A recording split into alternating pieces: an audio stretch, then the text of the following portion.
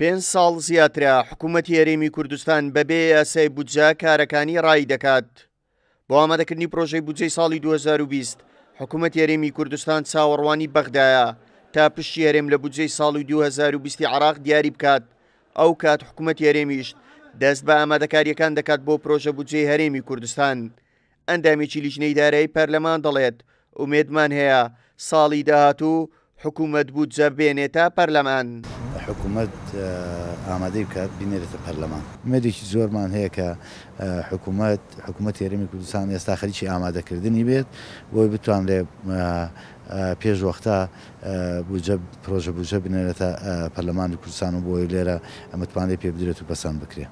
تا ئێستا ڕوونیە پشتی هەرێم لە بودجەی ساڵی 2020 حکوومەتی عراق چەند دەبێت، بەڵام بەغدا مەرجی ڕەوانەکردنی بودجەی هەرێمی بەستۆتەوە بە ناردنی 250,000 بەرمیل نەوتی کوردستان لە ڕۆژێکدا. حکوومەتی هەرێمیش لەگەڵ پێدانی پارەی کۆمپانیا نەوتیەکان لەلایەن بەغداوە و داوای 170 بودجە دەکات. بڕیاردەری لیژنەی دارایی پەرلەمان دەڵێت چاوەڕوانی بەغداین پشتی هەرێم لە بودجە دیاری بکات.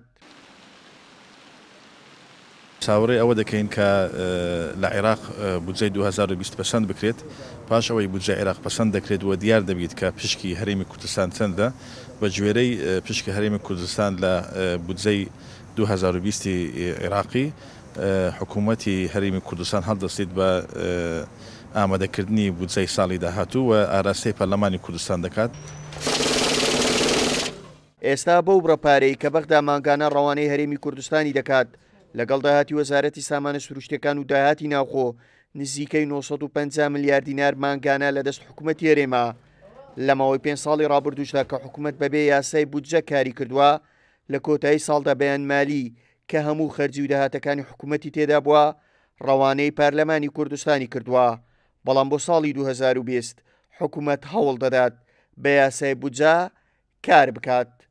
هاوکار عەبدوڕەحمان، کورسات نیوز، هەولێر.